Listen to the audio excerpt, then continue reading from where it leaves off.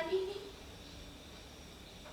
Tidakkah ibu melihat bahwa aku sangat merindukannya? Apakah ibu juga melihat bahwa aku dan ayahku sering sekali datang ke tepian ini untuk mengingatnya? Kini yang dapat aku lakukan hanyalah mendoakan ibu. Semoga ia bahagia di sana, mendapatkan tempat yang indah di sisi yang maha kuasa. Kata ayah, aku perempuan yang menawan, mirip sekali dengan ibu. Ibuku itu perempuan yang menawan dan cantik. Bahkan, ibu menjadi idaman semua kesatria. Ayah dulu bahkan harus berjuang sangat keras untuk mendapatkan ibu.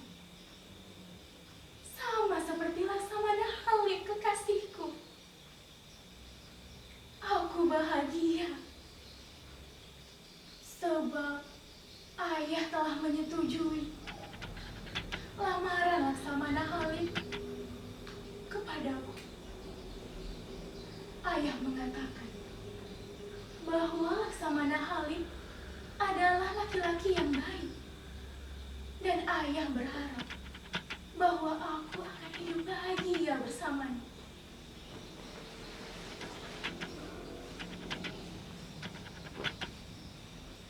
Aku memang menginginkan memiliki kekasih yang sifat dan sikapnya mirip dengan ayah. Mencintai apa yang dimiliki dengan sepenuh jiwa raga. Ayah begitu mencintai negeri ini. Tapi sebenarnya aku dengar bahwa Baginda Raja sedang sakit. Dan saat ini ayah tidak lagi menangani Baginda. Sebab Panglima Kuning telah mengutus Datuk Siramban untuk menangani Baginda Raja. Dan sampai sekarang ayah tidak lagi mengetahui bagaimana kondisi kesehatan Baginda. Aku ingin bertanya lebih jauh, tapi urung. Sebab aku paham pastilah ada alasannya.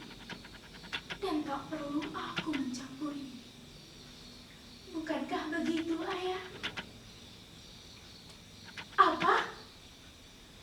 Laksamana Halim telah kembali. Ya Tuhan, terima kasih Engkau telah melindungi Laksamana Halim selama ia bertugas. Aku juga berterima kasih atas restu yang ayah berikan untukku dan juga Laksamana.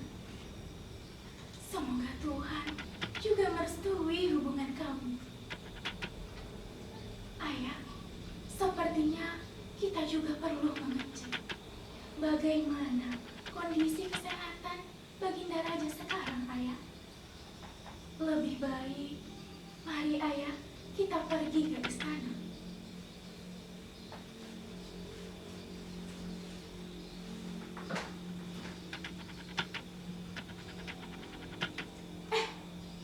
Bukankah itu Panglima Kuning? Sedang apa Panglima di sini? Seakan mengetahui jika ada orang di sini.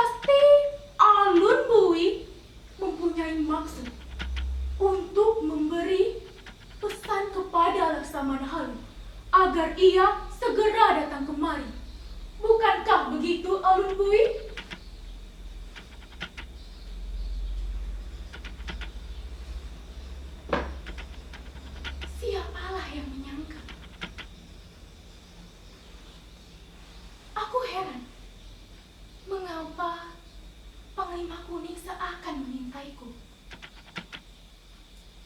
Betapa malunya aku saat mendengar penuntunan dari Panglima. Ada-ada saja Panglima Kuning ini.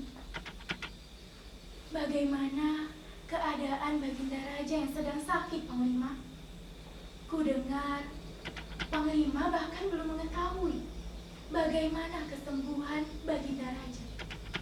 Dan katanya Datuk Siramban mengatakan kepada Panglima bahwa Baginda Raja hanya dapat disembuhkan dengan mutiara hitam. Dan untuk mengambilnya saja tempatnya sangat berbahaya. Dan harus diambil pula pada saat Jumat malam, tepat saat bulan purnama. Pastinya akan ada orang yang diutus untuk mengambil mutiara itu. Kenapa sekarang aku justru khawatir jika Laksamana Halim yang akan ditugaskan untuk mengambil mutiara itu? Ayah, sepertinya kita harus pergi ke istana untuk menanyakan kepastiannya kepada Datuk Siramban. Mari ayah. Panglima, kami pamit undur diri dahulu.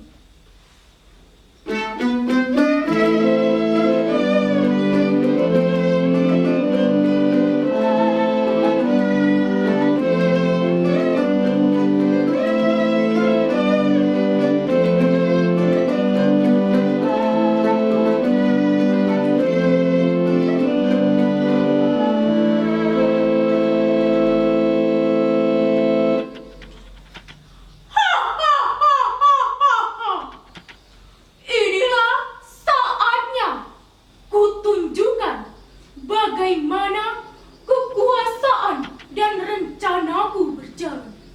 Saat ini ayahku Baginda Raja sedang sakit. Ya, akan ku minta Laksamana Halim untuk mengambil mutiara hitam itu.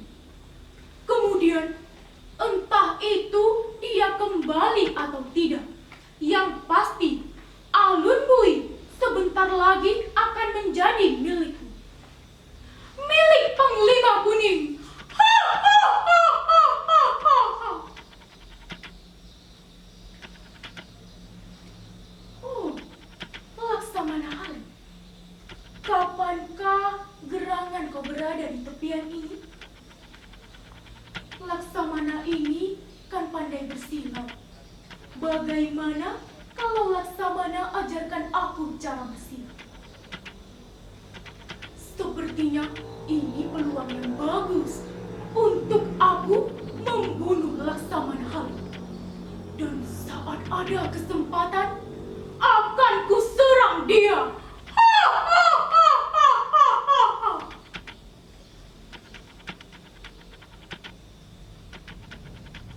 Tentu saja, sebagai seorang teman, aku akan menemani Panglima Kuning untuk belajar bersilat.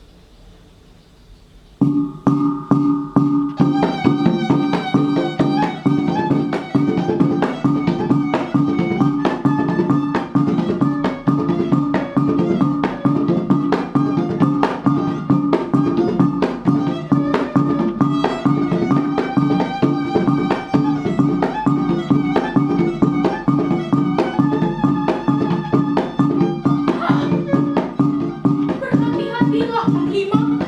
Lenganku bisa terluka.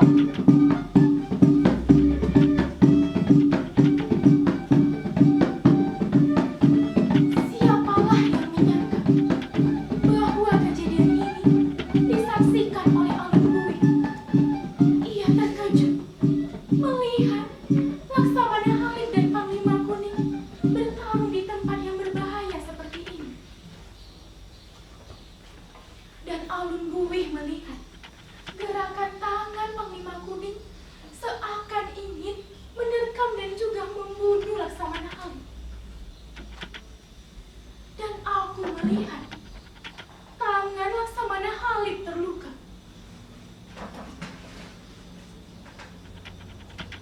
Astaga, apa-apaan ini?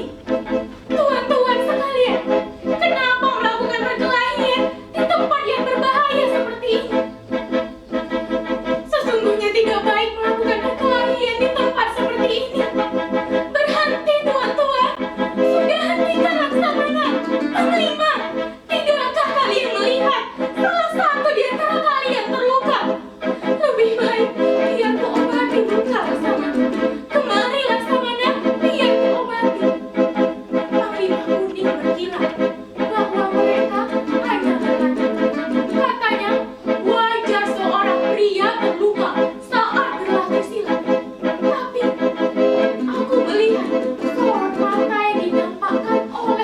Kuning nampak bergetar gugup saat mengatakan itu. Aku juga seperti melihat siasat mengerikan yang disembunyikan oleh Panglima Kuning. Kukira Panglima Kuning hanya bergila. Bahkan ayunan kerisnya seakan ingin menerkam dan membunuh Laksamana Halim. Aku tak dapat percaya. Laksamana Halim masih berbaik hati untuk tidak berburuk sangka kepada Panglima Kuning. Laksamana Halim, bagaimana bisa kau mengatakan bahwa kejadian ini bukan apa-apa? Bagaimana bisa kau tetap berpikir bahwa Panglima Kuning, dia sahabatmu itu yang tidak mungkin berbuat jahat kepadamu? Kita hanya tahu bagian baik yang ditunjukkan oleh orang lain. Tapi kita tidak tahu apa yang akan terjadi kepada kita ke depannya.